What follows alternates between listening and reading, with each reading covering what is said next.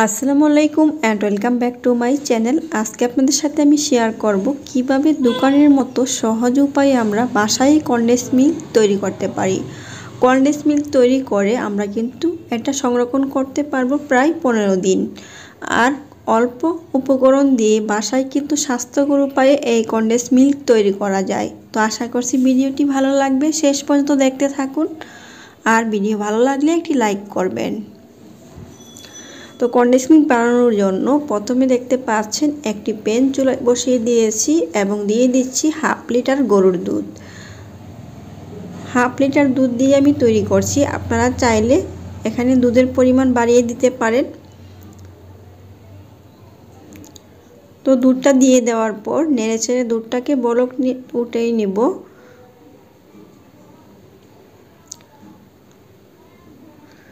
তো যারা আমার এই চ্যানেলে নতুন আছেন অবশ্যই আমার চ্যানেলটি সাবস্ক্রাইব করে সবাই আমাকে সাপোর্ট করবেন। আর নতুন নতুন ভিডিও পাওয়ার জন্য অল বাটনে ক্লিক করে রাখবেন।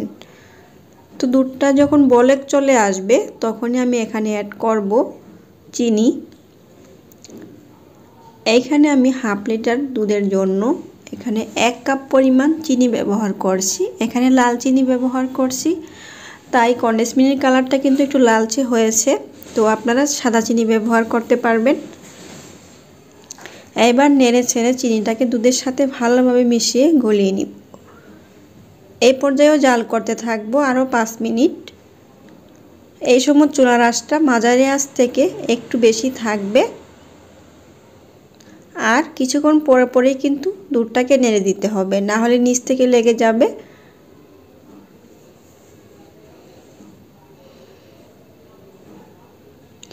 এইভাবে দুধটাকে জাল করতে করতে এক সময় দুধটা নিজের থেকেই ঘন হয়ে আসবে আর কিছুটা কমে যাবে।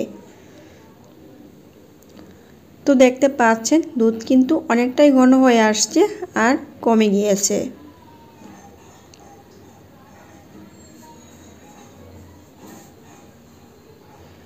এই পর্যায়ে আমি ব্যবহার করব বেকিং সোডা বা খাবার সোডা, যেটাই আপনারা চিনেন।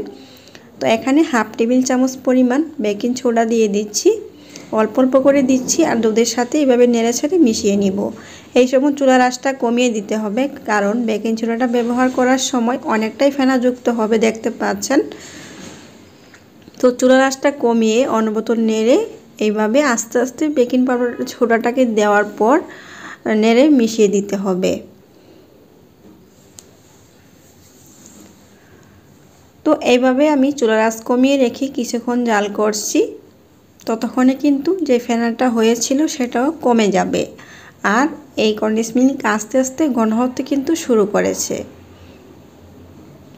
এই সময় চুলার আঁচ কমিয়ে রেখেই জাল করতে হবে আর ঠিক এই নিয়মে নেড়ে নিতে হবে।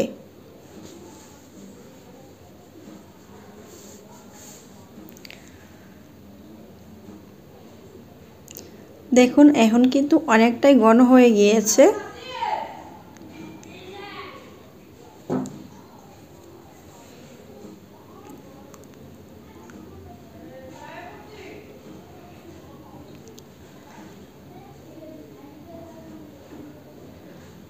তো এইভাবে আমি আরও 5 মিনিটের মতো জাল করেছি। দেখুন এই পর্যায়ে দেখাচ্ছি কতটা ঘন হয়ে গিয়েছে, যেমনটা আমি চেয়েছিলাম। এই সময় চুলাটা বন্ধ করে দিব, কারণ এই কনডেন্স মিল্কটা কিন্তু অনেকটাই ঘন হয়ে গিয়েছে। আপনারা আরেকটু কম ঘন রাখবেন, কারণ ঠান্ডা হওয়ার পরে এটা কিন্তু আরও ঘন হতে শুরু হবে। তো প্রথমেই কিন্তু আমি অনেকটাই ঘন করে নিয়েছি, আপনারা আরেকটু কম জাল করবেন, সেক্ষেত্রে পাতলা থাকবে।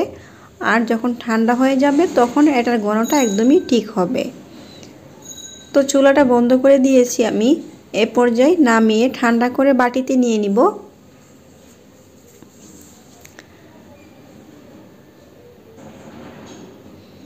দেখুন এটার ঘনটা ঠিক কিরকম হয়েছে। একদমই সহজ এবং অল্প উপকরণ দিয়েই বাসায় কিন্তু সহজে কনডেন্স মিল্ক তৈরি করে আমরা চা খেতে পারি, অথবা বাচ্চাদের অনেক রকমের খাবারেই কিন্তু আমরা কনডেন্স মিল্ক ব্যবহার করে থাকি। স্বাস্থ্যকর উপায়ে বাসায় এইভাবে বানিয়ে আমরা কিন্তু ফ্রিজে রেখে অনেক দিন সংরক্ষণ করতে পারি। তো দেখুন ঠান্ডা হওয়ার পরে এটার ঘনটা ঠিক কিরকম হয়েছে। এখানে কিন্তু হাফ লিটার দুধ দিয়েই অনেকটাই কনডেন্স মিল্ক হয়েছে। তো আপনারা এইভাবে বাসায় ট্রাই করে দেখবেন, আশা করছি ভালো লাগবে। আর দোকান থেকে কিনে এনে অস্বাস্থ্যকর উপায়ে আমরা কিন্তু কনডেন্স মিল্ক খাবো না, বাসায় এইভাবে তৈরি করে নিব অল্প খরচে।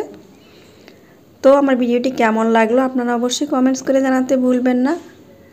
আজকের মতো বিদায় নিব, আবার এরকম কোনো ভিডিও নিয়ে হাজির হয়ে যাব। ভালো থাকবেন সবাই, আল্লাহ হাফেজ।